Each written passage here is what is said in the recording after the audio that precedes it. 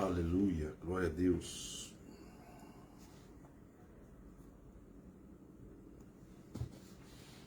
Santo é o nome do Senhor.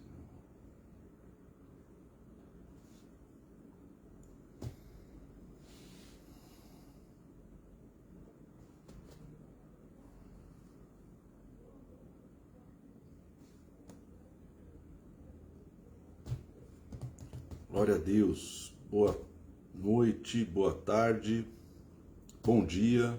Não sei que hora que você está ouvindo e vendo esse vídeo, mas que Deus te abençoe, qualquer que seja o tempo que você está vivendo, que o Senhor derrame sobre a tua vida a sua graça, em nome de Jesus. Amém? Louvado seja o nome do Senhor. Nós vamos falar hoje sobre a oração espiritual. Vamos analisar uma oração aqui do apóstolo Paulo pela igreja. Amém? O nosso assunto aqui é intercessão. Então nós vamos falar sobre a intercessão do apóstolo Paulo nessa noite e vamos entender algumas coisas. Então boa noite para vocês aí, dona Cristiane, seu Jones, você que está entrando aí, que Deus te abençoe ricamente. Amém?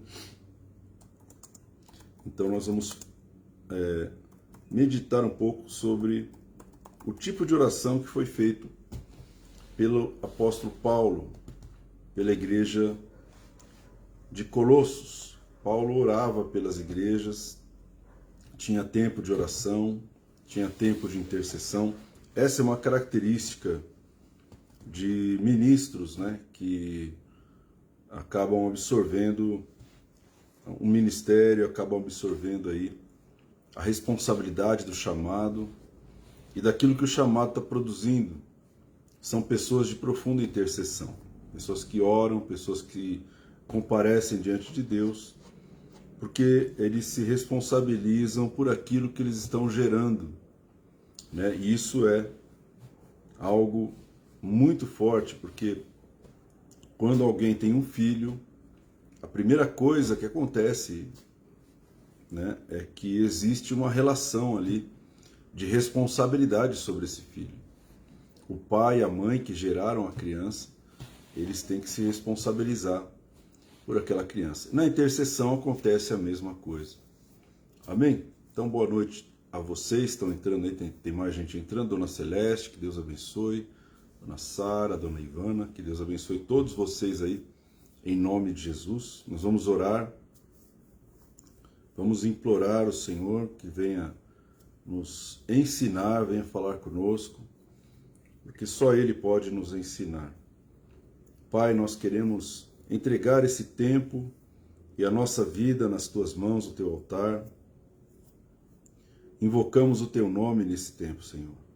Leva, Papai, todos os nossos pensamentos cativos em obediência à Tua palavra, as nossas emoções, todas as situações que aconteceram por esses dias, que tiraram a nossa paz, que tiveram, Senhor, um peso foi colocado nos ombros, que tudo isso seja removido pela Tua palavra, Senhor, pela Tua presença. Senhor, derrama o Teu Espírito sobre a minha vida, sobre a vida de cada um de nós, que a unção que está dentro de cada filho Teu venha nos ensinar nessa noite, Pai, que a inspiração e a palavra venham do Senhor. Nos dá graça, Pai, e tenha misericórdia da nossa vida, que o sangue do Cordeiro esteja sobre nós, nos purificando, nos lavando, e que nós sejamos renovados pela audição espiritual da Tua voz, Pai, em nome de Jesus. Amém. Amém, meu querido, minha querida? Vamos lá, eu vou ler um texto aqui, que está no livro de Colossenses, capítulo 1, versículo 9, até o versículo 12. Esse é um texto, né, que descreve uma oração que Paulo fez pela igreja de Colossos, a igreja aos Colossenses, a igreja que tinha ali as pessoas que estavam vivas na fé. Era uma igreja tremenda. Então Paulo diz no versículo 9, por essa razão também nós, desde o dia em que ouvimos, não cessamos de orar por vós e de pedir que transbordeis no pleno conhecimento da sua vontade, em toda sabedoria e entendimento espiritual, a fim de viverdes de modo digno do Senhor, para o seu inteiro agrado, frutificando em toda boa obra e crescendo no pleno conhecimento de Deus, sendo fortalecidos com todo o poder, segundo a força da sua glória, em toda perseverança e longanimidade, com alegria, dando graças ao Pai, que vos fez idôneos à parte que vos cabe da herança dos santos na luz. Amém? Então, essa é uma oração que, se a gente lê de maneira rápida, dificilmente a gente vai conseguir compreender muita coisa. O que Paulo escreveu aos Colossenses e o que ele estava orando de maneira específica, é necessário que nós meditemos, ou seja, vamos ruminar o que ele quis dizer com essa oração, o que ele está pedindo por nós. Não é verdade? Então, a primeira coisa que eu entendo é que o apóstolo Paulo, ele ouviu que a igreja em Colossos, a igreja, ela tinha muita fé e ela estava agradando a Deus, ela estava frutificando. É o primeiro ponto. Nos versículos anteriores, você vai ver Paulo falando que ouviu daquela fé que eles tinham, da devoção, da santificação, a separação que eles tinham com Deus. Ou seja, o nível de compromisso que eles tinham com Deus era muito forte. E Paulo ouviu sobre esse compromisso, sobre essa responsabilidade em manter uma vida reta diante de Deus. Então, quando ele ouve isso, ele está dizendo que desde o dia em que ele ouviu, ele começou a orar e ele tinha o propósito de gerar algumas coisas diante de Deus, para que a igreja de Colosso fosse uma igreja que agradasse a Deus. Então nós vamos esmiuçar esse texto. Então a primeira coisa é que ele começa a orar e ele não para de orar. Ou seja, a intercessão de Paulo era uma intercessão contínua. E a palavra de Deus afirma, nós devemos orar sem cessar. Não podemos orar uma única vez, ou 2 vezes, ou 3 vezes. A intercessão, ela precisa ser contínua. Ela não pode se apagar. Então, eu sei que nós cansamos, somos seres humanos, cansamos.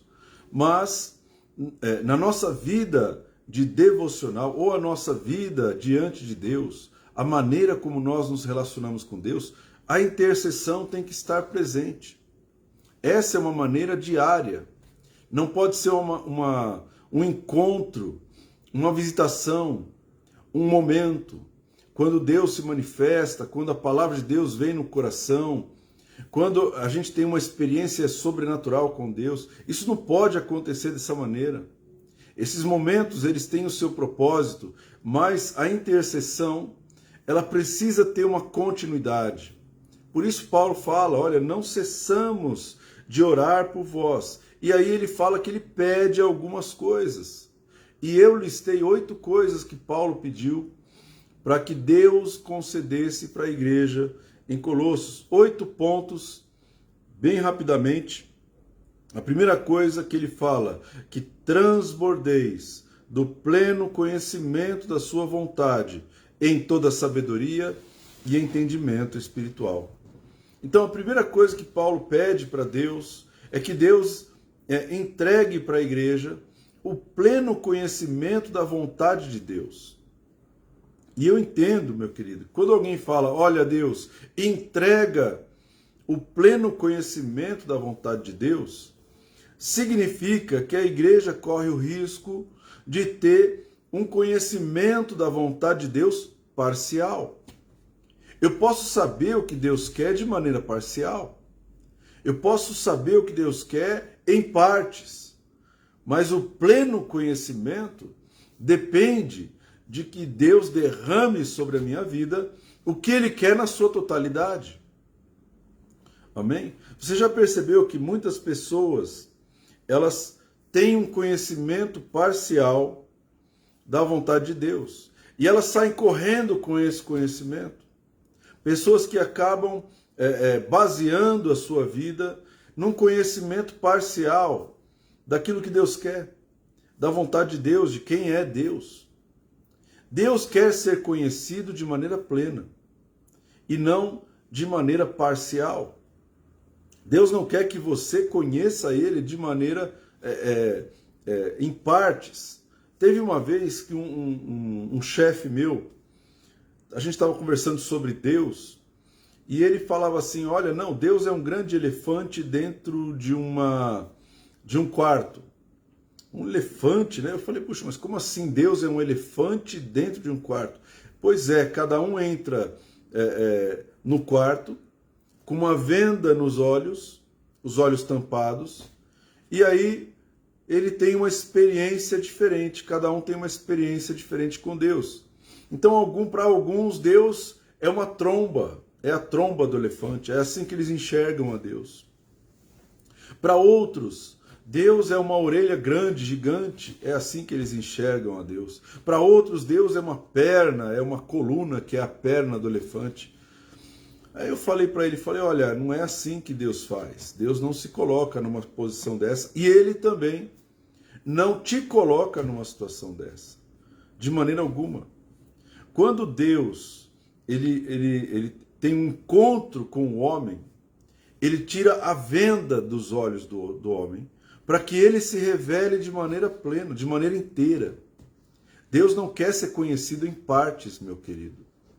Deus não quer ser conhecido apenas pela sua ira, ou apenas pelo seu amor, ou apenas pela sua misericórdia. Muitas pessoas brigam, elas brigam nas igrejas por causa disso. As pessoas às vezes reclamam porque não estão vendo o amor na igreja. Outras pessoas reclamam porque não estão vendo a justiça de Deus na igreja. Outras pessoas reclamam porque não estão vendo a misericórdia de Deus na igreja. Então, são pessoas que só conseguem enxergar Deus em partes. Para essas pessoas, Deus é um Deus que só age em misericórdia e nunca age na ira e na correção. Para outras pessoas, Deus só age na ira e na correção, mas nunca age na misericórdia. Então Paulo está orando e fala assim, Senhor, entrega para a igreja um conhecimento pleno. Então entrega para a igreja o conhecimento pleno da vontade do Senhor. Porque quando nós conhecemos a Deus com todas as suas características, como Ele é de fato, irmão, a gente tem equilíbrio. A igreja se torna um lugar equilibrado. A igreja não se torna um lugar só de juízo. A igreja não se torna um lugar só de permissividade. Passa a mão na cabeça do cara que está pecando. A igreja se torna equilíbrio. Porque em Deus há equilíbrio. Davi orou a Deus uma vez e falou, Senhor, na tua ira, lembra-te da tua misericórdia. Ele está tentando fazer um equilíbrio. Eu sei que o Senhor está irado comigo, mas lembra um pouquinho da tua misericórdia. Isso é um conhecimento pleno. Você sabe que Deus se ira. Você sabe que Deus corrige aquele quem ama. Você sabe que Deus executa o juízo dele. Mas também você sabe que Deus é cheio de misericórdia. E estar cheio do pleno conhecimento da vontade de Deus é estar aberto a conhecer a Deus em todas as suas características. Quando Deus se move com o seu juízo, quando Deus se move com a ira, quando Deus se move por amor, quando Deus se move por misericórdia, quando Deus traz livramento, quando Deus não traz livramento. Quando Deus leva embora e quando Deus preserva a pessoa aqui na terra. Então conhecer a Deus não é apenas uma parte daquilo que Deus é. As pessoas querem conhecer a Deus do jeito que elas querem que Deus seja. Eu quero que Deus seja aquele cara que vai sempre fazer a minha vontade. Eu quero que Deus seja aquela pessoa que vai ouvir as minhas orações e vai responder todas elas. Não importa se elas estão alinhadas com um propósito ou não. Então, o pleno conhecimento da vontade de Deus vai evitar esses excessos, vai evitar esse desvio daquilo que Deus projetou para nós. Por isso Paulo fala, eu estou pedindo para Deus, para que vocês sejam transbordados do pleno conhecimento da vontade de Deus. E ele complementa, ele fala que vocês sejam plenos do conhecimento de Deus, com duas coisas importantes, em toda sabedoria e entendimento espiritual. Porque quando você conhece a Deus, você precisa de sabedoria. Quando você conhece a palavra, você precisa de sabedoria para administrar o conhecimento. Conhecimento exige sabedoria. Não dá para ter conhecimento sem sabedoria. As pessoas que têm conhecimento, mas não têm sabedoria, elas se tornam arrogantes, se tornam orgulhosas, se tornam maiores do que as outras, se tornam mais poderosas do que as outras. Elas deixam de servir as pessoas porque está faltando sabedoria. A sabedoria vai proteger as pessoas do orgulho. A sabedoria vai proteger as pessoas da soberba, da arrogância, né? Do mau uso do poder. Então, conhecimento sem sabedoria, meu irmão, destrói. Destrói.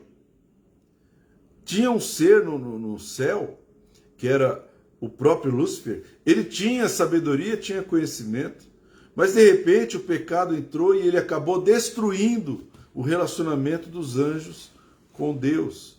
Então, sabedoria é exigida quando a gente tem conhecimento. Você percebe que a pessoa não tem sabedoria, mas ela tem muito conhecimento, quando ela revela uma soberba por tanto conhecimento. A pessoa que tem muito conhecimento, ela corre o risco de ficar soberba. Por isso, Senhor, me dá sabedoria e me dá entendimento espiritual. Porque não é apenas o saber, não é apenas o conhecer, mas como eu estou administrando esse conhecimento. Como eu estou administrando essa revelação de Deus. Será que Deus me dá uma revelação para me honrar? Será que Deus me dá a revelação para me exaltar? Será que Deus me dá a revelação para levantar a minha cabeça, para me fazer aparecer para os outros? Qual é o propósito do conhecimento na minha vida? Sabedoria, meu querido. A sabedoria de Deus é grátis. Ele não retém sabedoria. Se você pedir sabedoria, sabedoria será dada para a sua vida. E a sabedoria é diferente do conhecimento. Porque a sabedoria, ela pode ser entregue para as pessoas que pedem sabedoria para Deus de maneira instantânea. O conhecimento já é diferente. O conhecimento não vem de maneira instantânea. O conhecimento vem com o tempo. O conhecimento vem com a vontade de aprender. O conhecimento vem quando a gente está disposto a ouvir o ensinamento e a praticar o ensinamento. Aí vem o conhecimento. Mas a sabedoria ela pode ser dada instantaneamente. Amém? Então, por isso, Tiago fala, se alguém tem falta de sabedoria, peça sabedoria a Deus, que a todos dá liberalmente e não censura e ser-lhe-á dada. A sabedoria pode ser dada para você. Mas e o conhecimento? O conhecimento exige tempo, exige esforço, exige capacidade de aprendizado. Então é muito importante que a gente tenha vontade de aprender, de falar para Deus, Deus me ensina, me dá sabedoria e me ensina. A sabedoria vem e o ensino vai se desenvolvendo com o tempo, com as experiências que nós temos com Deus. Amém? O segundo ponto que eu vejo nessa oração, ele pediu o pleno conhecimento em toda sabedoria e entendimento espirituais, a fim de viverdes de modo digno do Senhor. E aí a gente percebe o propósito do conhecimento. O propósito do conhecimento de Deus é que nós tenhamos uma maneira de viver digna do Senhor. Então percebe que Paulo, ele está orando para que eles tenham a revelação, tenham o conhecimento, tenham sabedoria, mas que o fruto dessa sabedoria, desse conhecimento, seja uma mudança de vida. Ou seja, a maneira que eu vivo nessa terra, ela precisa mudar para que eu tenha dignidade diante do Senhor. Né? A maneira de viver tem que mudar. O propósito do conhecimento é mudar a minha vida, transformar a minha vida, transformar os meus pensamentos, transformar meus sentimentos. O propósito do conhecimento de Deus é fazer com que eu nasça de novo, que eu seja uma nova criatura. O conhecimento de Deus vem para transformar a maneira que eu me comporto nesse mundo, transformar de dentro para fora. A palavra é colocada dentro do meu coração. E Paulo está falando, vocês precisam conhecer, né, plenamente a vontade de Deus, com sabedoria e entendimento, a fim de viver de modo digno do Senhor. Então o conhecimento vem, mas eu preciso ter o fruto do conhecimento. Quanta gente tem conhecimento, mas não tem um modo de vida digno diante do Senhor. Eu não estou aqui para julgar ninguém, mas Paulo está falando assim, olha, eu estou pedindo a Deus para que vocês tenham um modo digno do Senhor de viver. Amém? Glória a Deus. Terceira parte, ele fala, para o seu inteiro agrado. Meu querido, isso me dá uma janela uma visão de conhecimento, porque agradar inteiramente a Deus. Agradar inteiramente a Deus. Ele diz, para o seu inteiro agrado. Agradar inteiramente a Deus. Eu posso agradar parcialmente o Senhor. Eu posso fazer algumas coisas que agradam ao Senhor. Mas eu posso fazer coisas que desagradam a Deus. E eu vou te provar isso no livro do Apocalipse. Se você vai ler as 7 cartas do Apocalipse, Apocalipse capítulo 3, capítulo 4, capítulo 5, você vai perceber Jesus falando com cada uma das 7 igrejas que estavam na Ásia. E Jesus falava 2 coisas básicas para as igrejas. Olha, eu tenho a teu favor que você faz isso, que me agrada. Isso que você faz me agrada. Mas, por outro lado, eu tenho contra ti que você tolera Jezabel. Eu tenho contra ti que você não repreende a doutrina dos Nicolaítas. Eu tenho contra ti que você abandonou o primeiro amor. Eu tenho contra ti A, B ou C. Então, agradar inteiramente a Deus é procurar conhecer a vontade de Deus de maneira plena, para que mude a nossa maneira de viver e assim a gente possa agradar a Deus de maneira plena, não apenas de maneira parcial. E eu vou te falar uma coisa, meu irmão. Paulo está gerando isso na igreja. Paulo está falando assim, olha, eu preciso que vocês agradem a Deus de maneira inteira. Porque não adianta você agradar a Deus em um ponto e desagradar no outro. Não adianta você fazer, né, uma boa obra, ajudar alguém que está necessitado, amar o próximo, e logo depois amaldiçoar outra pessoa, que é o seu próximo também.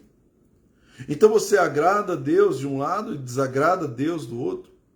Eu agrado a Deus com as minhas atitudes e com outras atitudes eu desagrado a Deus. Paulo está falando assim, que vocês agradem inteiramente a Deus.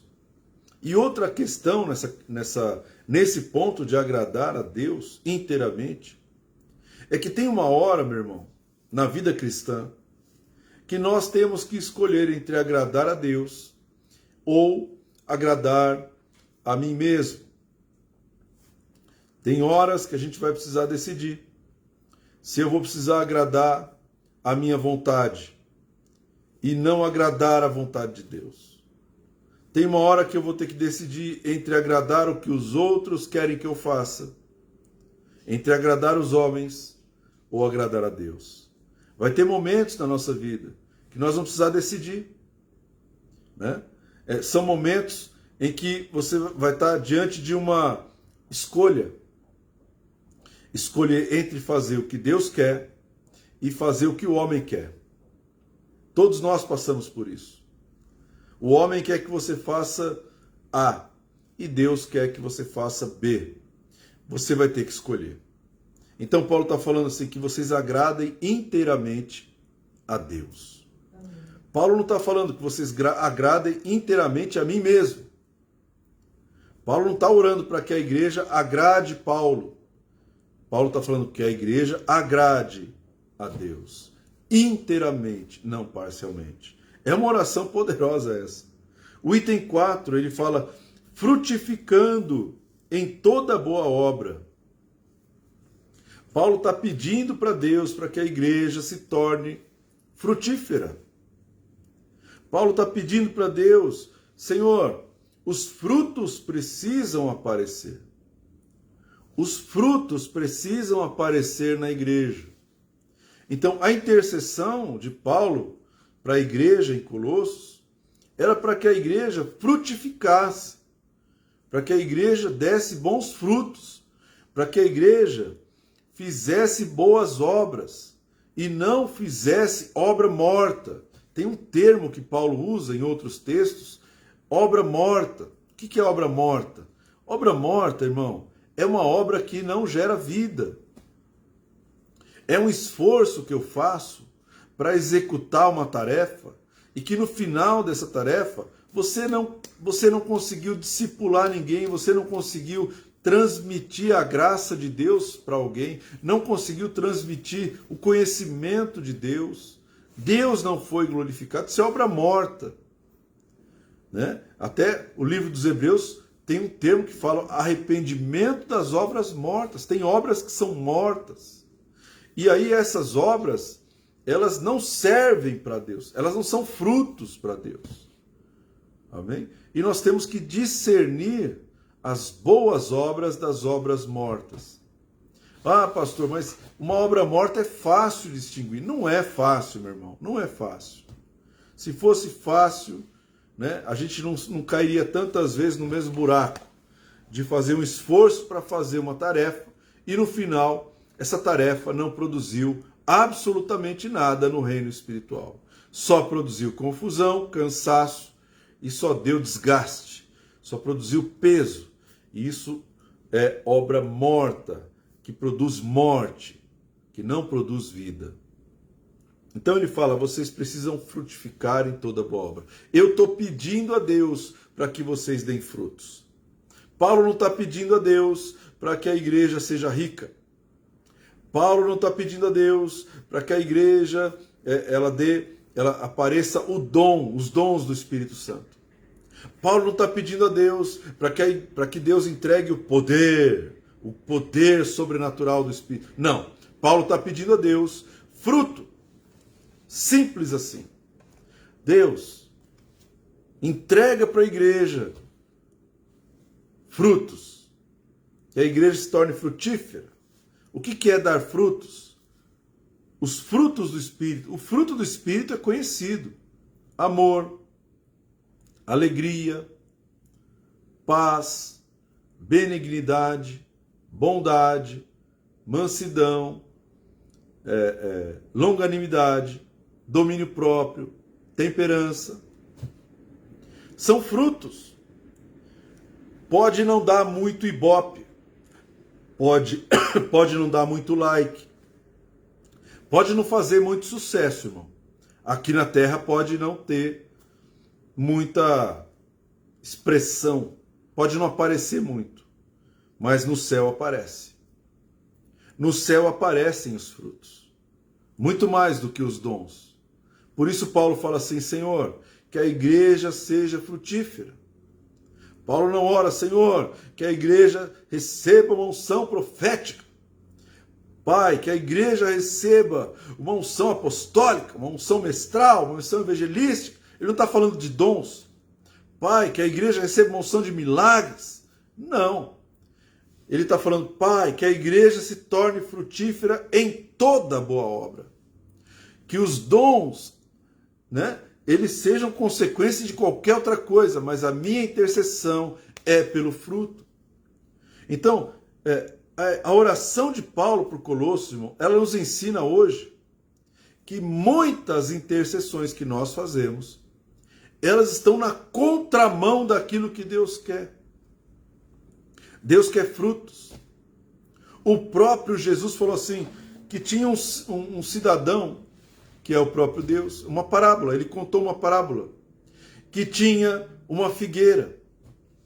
E aí ele foi até a figueira para buscar frutos da figueira. Frutos, ele quer fruto. E ele não achou. E aí ele falou, arranca essa figueira, porque habita a terra inutilmente. E aí o agricultor falou, Senhor, deixa eu adubar um pouco mais, deixa eu trabalhar na figueira, daqui a um ano o Senhor volta para buscar frutos. Meu querido, quando Deus chega na figueira, a figueira é a igreja, a figueira sou eu, a figueira é você, nós somos a figueira. O que ele vai procurar na figueira?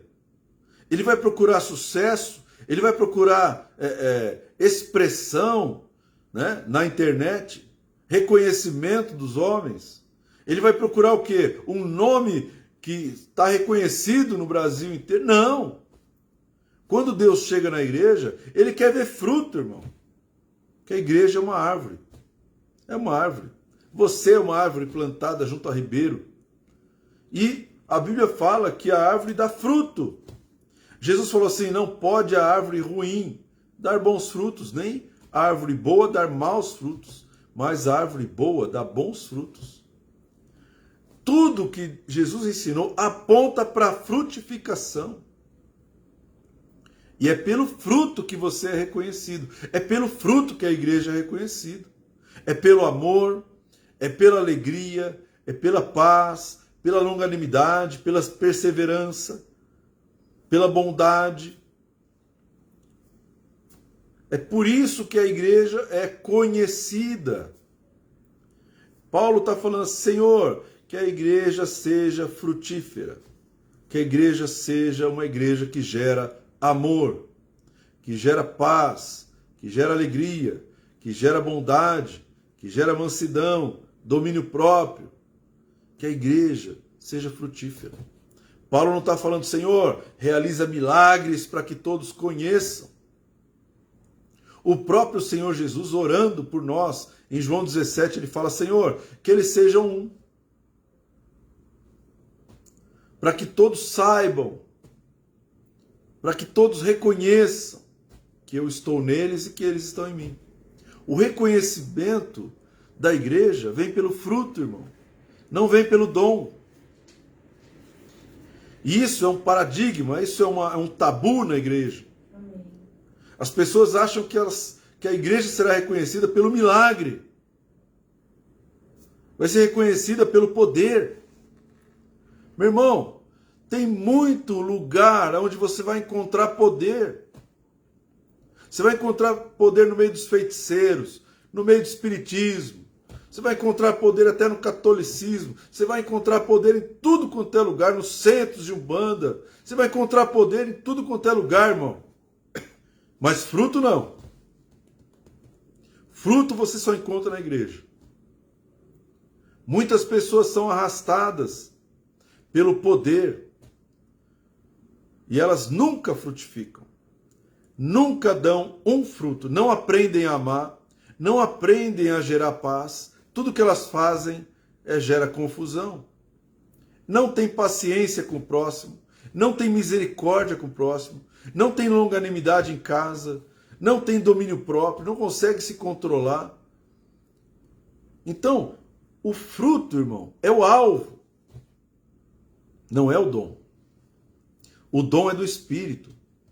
O fruto é da árvore.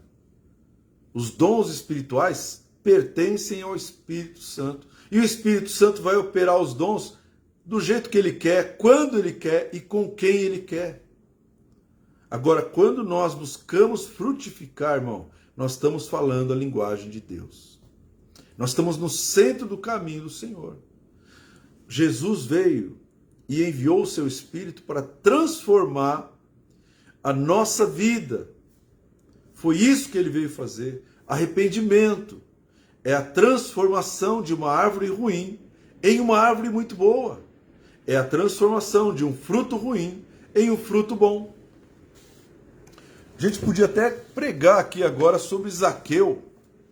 A gente canta, né? Como Zaqueu, eu quero subir o mais alto que eu puder. Meu irmão, Zaqueu subiu numa figueira brava. Ele estava subindo numa figueira brava para ver Jesus. E a figueira brava, ela dá frutos ruins. O fruto da figueira brava é nocivo para o homem, é tóxico. Imagina Jesus olhando para a figueira brava e encontrando ali um Zaqueu que fazia um monte de coisa errada na sua vida, o fruto que ele dava era ruim. E ele fala assim: Zaqueu, desce dessa árvore, sai dessa figueira brava, eu vou na tua casa. Ele entra na casa de Zaqueu, e o que acontece com Zaqueu? Da figueira brava, ele se torna a figueira boa, a figueira saudável, a figueira que é desintoxicante. Ele começa a dar frutos.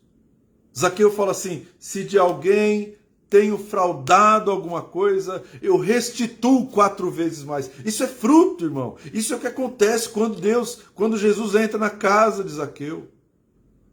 Então, quando você canta, como Zaqueu, eu quero subir, você devia falar: como Zaqueu, eu quero descer da figueira brava. Como Zaqueu, eu quero me arrepender dos frutos ruins que eu tenho dado. Como Zaqueu, eu quero que a salvação chegue na minha casa. Como Zaqueu, eu quero restituir aquilo que eu fraudei. Eu enganei pessoas, eu quero restituir o que eu lesei as pessoas. Zaqueu se arrependeu. O que é isso? Isso é frutificação. Se isso não acontece, irmão, não é conversão. Não houve novo nascimento. Não houve arrependimento. A pessoa consegue manifestar a palavra profética, mas ela não tem fruto de vida, não tem fruto de arrependimento. Isso não é para mostrar para mim, isso é diante de Deus. Paulo falou assim: Senhor, que a igreja frutifique diante do Senhor, em toda boa obra. Eu não vou ficar julgando, né, as pessoas, mas Paulo está intercedendo e falando: Senhor, frutos, frutos. Meu querido, a intercessão, ela tem que ter o alvo de que as pessoas se tornem frutíferas. Que as pessoas se tornem frutíferas. Transformação de caráter, transformação de vida. Quinto, crescendo no pleno conhecimento de Deus. Paulo estava pedindo para que eles crescessem no pleno conhecimento de Deus. E aí vem um ponto importantíssimo, irmão. As pessoas hoje, elas acham que quem aceitou Jesus já se converteu, já conhece os caminhos do Senhor. A gente ouve isso muitas vezes. E eu vou falar uma coisa para você, irmão. Ninguém na face da terra, nem eu, nem ninguém, pode julgar que ponto que uma pessoa está com Deus. Ninguém. Só Deus pode julgar. O nível de conhecimento, o nível de crescimento que essa pessoa tem em Deus, ninguém pode julgar. Só o Senhor. Então Paulo falou assim: vocês precisam estar em constante aprendizado. crescendo no pleno conhecimento de Deus. Paulo sabia muito bem o que era isso. Paulo podia falar, eu já sei tudo. Paulo foi um homem criado aos pés de Gamaliel. Se fosse hoje, seria filho espiritual do pai Gamaliel. Isso dava para ele o quê? Pedigree. Paulo tinha pedigree. Ele era filho de Gamaliel, top de linha. Nossa, o cara é discípulo de Gamaliel. E Paulo falou assim, eu considerei tudo isso como refúgio para que eu pudesse conhecer a Cristo. Então Paulo sabia da importância de crescer no conhecimento. Ou seja, o próprio apóstolo Paulo sabia que ele não sabia tudo, irmão. Ele não tinha atingido o suprassumo do conhecimento. Então, o crescimento no conhecimento é um ato contínuo que nunca vai terminar enquanto nós vivermos nessa terra. Nós vamos conhecer a Deus e vamos continuar conhecendo a Deus. Nunca vamos conhecer a Deus na plenitude até chegarmos no céu. E aí eu não sei, irmão, se a gente vai conhecer de uma vez ou se a gente vai passar a eternidade conhecendo a Deus. O profeta disse o seguinte texto, ele disse a seguinte profecia, conheçamos e prossigamos em conhecer o Senhor. Se eu já acho que sei alguma coisa, eu ainda preciso saber muito mais. Eu não posso parar de aprender. Eu não posso estacionar, porque eu conheci uma revelação da palavra, porque eu conheci uma revelação, eu fiz um curso, eu tenho uma apostila, eu li um livro, eu li a Bíblia uma vez, 2 vezes, agora eu já sei. Meu querido, Paulo está falando assim, ó, crescendo no pleno conhecimento de Deus. O crescimento tem que continuar. Você não pode estacionar. Né? A gente sabe que estacionou quando alguém vai ministrar uma palavra e a gente fala assim, isso daí eu já sei. Quando alguém vai ministrar uma pregação, eu já ouvi essa pregação. Parece que você tem as figurinhas, lembra das figurinhas que a gente colecionava? Essa figurinha eu já tenho. Meu irmão, o crescimento não pode parar. A gente tem que continuar crescendo no conhecimento. Amém? 6º, sendo fortalecidos com todo o poder, segundo a força da sua glória. Então Paulo está falando assim, Senhor, fortalece a igreja com o seu poder, com o poder de Deus, segundo a força da sua glória. A igreja se fortalece no Senhor. A igreja não se fortalece com dinheiro. A igreja não se fortalece com sucesso, com reconhecimento. A igreja não se fortalece com autoridade política. Não se fortalece, irmão, a igreja com templos gigantes. A igreja só se fortalece no Senhor. Só se fortalece quando o Senhor é glorificado. A igreja não se fortalece quando o homem é glorificado na igreja, quando o ministro é glorificado na igreja, quando o apóstolo é glorificado na igreja, quando o mestre é glorificado na igreja. A igreja só se fortalece quando Deus é glorificado. Por isso que ele fala, sendo fortalecidos com todo o poder, segundo a força da sua glória, da glória de Deus. Quando a glória vem para o homem, irmão, isso não está fortalecendo a igreja. A igreja fica enfraquecida. A igreja não consegue resistir muito quando a glória está focada no homem. Quando existe uma idolatria pelos apóstolos, profetas, evangelistas, pastores, mestres, é uma igreja fraca, é uma igreja que não suporta a tribulação, não suporta a pandemia, não suporta nada que acontece por aí.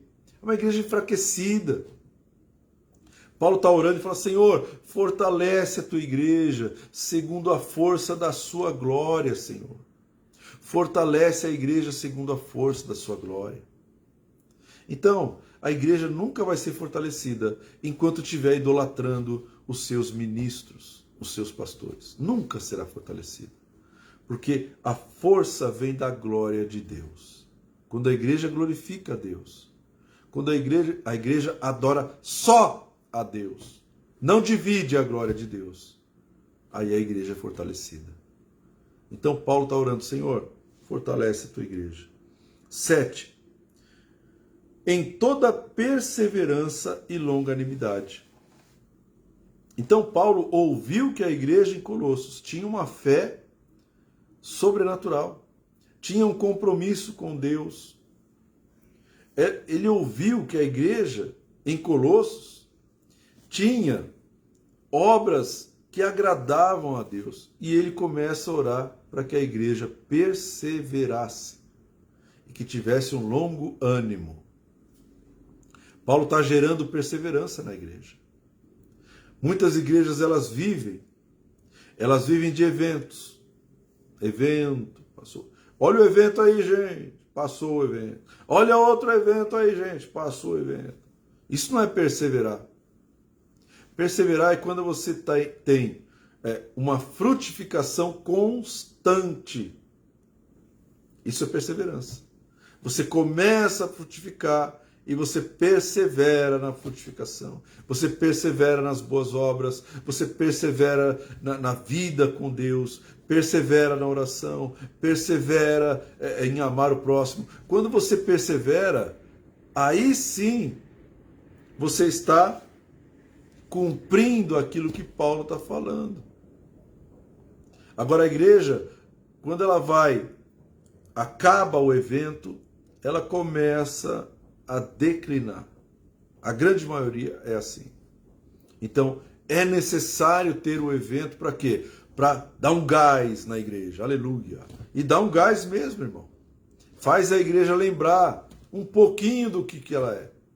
Agora, Paulo está gerando, ele não está gerando um evento de sucesso. Ele não está gerando um movimento de sucesso. Paulo está gerando perseverança. Paulo está gerando continuidade. Paulo está gerando uma posição eterna.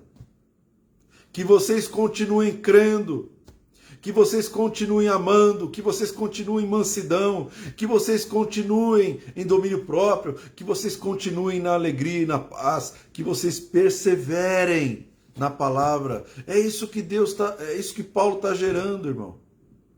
É isso que Paulo está orando pela igreja. Perseverança.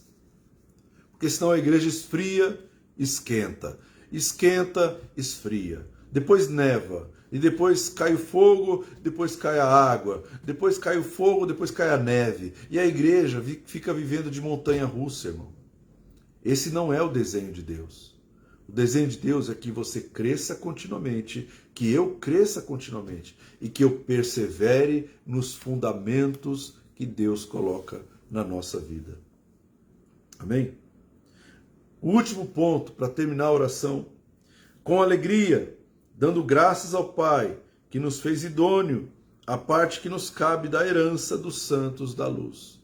Então Paulo está falando agora, Senhor, que eles tenham alegria, que eles recebam perseverança, longanimidade, mas eles recebam alegria. Quando a gente tem a revelação da vontade de Deus, quando a gente tem conhecimento, quando a gente cresce no conhecimento, irmão, a gente começa a enxergar a vida de maneira diferente. As coisas desse mundo, elas perdem aquele valor tremendo que a gente dava para elas. Então, a alegria que Jesus nos trouxe, ninguém pode tirar. Ninguém. Mas Paulo está gerando aqui alegria, para que a gente possa agradecer a Deus pela herança que nós recebemos, pela nossa parte da herança. Mas qual é a nossa parte da herança? A parte da herança é a luz. É a revelação da palavra. Senhor, eu te agradeço pela revelação, pela luz, pela santidade, pela purificação. Te agradeço porque o Senhor troca as nossas vestes. Te agradeço porque o Senhor perdoa os nossos pecados. Eu te agradeço porque o Senhor transforma o nosso caráter. Eu te agradeço porque o Senhor pode me dar um amor que eu não tenho. O Senhor pode me dar uma alegria que eu não tenho. O Senhor pode me dar uma paz que eu não tenho. O Senhor pode me ensinar a ter domínio próprio, a ser uma pessoa mansa. O Senhor pode me ajudar a controlar as minhas emoções. Amém. O Senhor pode me ajudar a ser uma pessoa melhor. O Senhor pode me ajudar a ser transformado em filho de Deus. Filho de Deus. O Senhor pode me ajudar a ser filho de Deus. O Senhor pode começar a boa obra na minha vida e ir aperfeiçoando até o dia do Senhor. Obrigado, Senhor. É isso que Paulo estava orando. Paulo não orou por coisas materiais. Paulo não orou. Nessa oração, ele não orou para que a igreja tivesse vitória financeira, para que a igreja tivesse vitória política, para que a igreja tivesse reconhecimento nas redes sociais, para que a igreja fosse reconhecida no planeta inteiro. Paulo orou para que a igreja fosse melhor. O resumo da oração de Paulo estava no interior e não no exterior. Paulo estava orando para que a estrutura interior da igreja mudasse, o caráter da igreja melhorasse, o conhecimento viesse, a longanimidade, a perseverança, são todos atributos que estão dentro, irmão. A alegria está dentro, não está fora. Paulo não orou por riqueza, não orou por aparência. Paulo não orou por reconhecimento. Paulo não orou para ser honrado. Senhor, honra eles. Põe eles no cavalo branco do Napoleão, para que eles sejam reconhecidos. Não, Paulo não orou por isso. Paulo orou intercedendo e pedindo a Deus para que a igreja fosse uma igreja santa, uma igreja pura, uma igreja transformada, uma igreja que reflete a imagem e semelhança de Deus. Foi isso que Paulo fez. Paulo orou por isso. E eu entendo, irmão, entendo mesmo, que essa deve ser a nossa oração pela igreja. Principalmente nesses dias que nós estamos vivendo. A iniquidade se multiplicou. O que era errado agora é certo. O que é certo agora é errado. Né?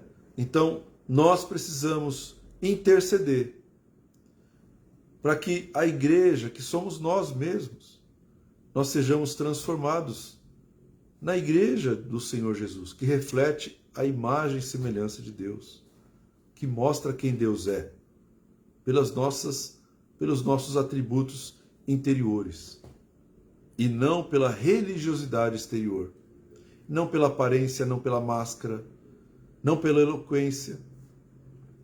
Amém? Essência.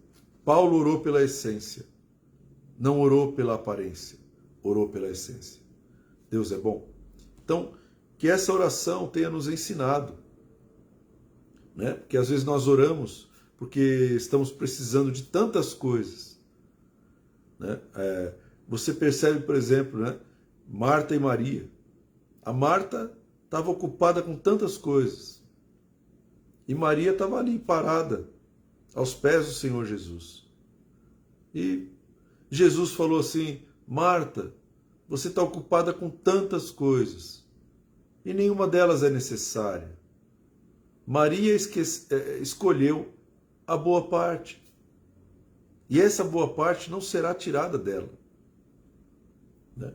Marta estava preocupada com a arrumação da casa, preocupada com a aparência da casa, preocupada com o que Jesus ia pensar dela, ou ia pensar da casa que ela vivia. Ela estava preocupada com o almoço que tinha que fazer, com o tipo de comida que ia ter que se apresentar ali. Ela estava preocupada com o exterior. Estava preocupada com tudo que era exterior, irmão. Tudo que é exterior pode ser tirado da igreja. Por isso Jesus falou, Maria escolheu aquilo que é interior, conhecimento, transformação, fruto, espírito. Isso não será tirado dela. E esse é o alvo da intercessão. Uma igreja que está aos pés do Senhor Jesus. Uma igreja que quer coisas de Jesus que não serão tiradas dela. Senhor, me dá conhecimento, me dá sabedoria, me dá perseverança, me dá alegria, me dá paz, me dá espírito, me dá coisas que não serão tiradas de mim. Podem tirar minha casa, podem tirar meu corpo, podem tirar minha saúde e a roupa do meu corpo, podem tirar minha comida, podem tirar tudo, irmão, a minha aparência. Tudo isso pode ser tirado, mas o conhecimento da palavra não. O relacionamento com Deus não. Isso nunca será tirado. Então Marta e Maria são duas igrejas. Uma igreja preocupada com arrumação, com aparência, com tantas coisas. E a Maria é a igreja que ela só quer uma coisa: ser transformada por Jesus. Amém? Então, meu querido, que Deus te abençoe. Vamos orar. E quando você estiver orando, intercedendo pela tua família, pela tua casa, lembra dessa oração do apóstolo Paulo. E muda um pouco a oração. Senhor, que a minha família seja uma família que tenha domínio próprio. Seja uma família que tenha paz do Espírito Santo. Que a minha família, ela tenha o amor de Deus. Que ela seja transformada internamente. Você vai perceber que vai acontecer uma transformação na tua casa. E a tua família vai se transformar na igreja do Senhor. É Deus que transforma. É Ele que vai fazer isso. Nosso papel é apenas interceder e pedir. Pedir pelos frutos. Amém? Pai, nós queremos te agradecer nessa noite pela tua palavra, por essa oração que ficou registrada na palavra de Deus.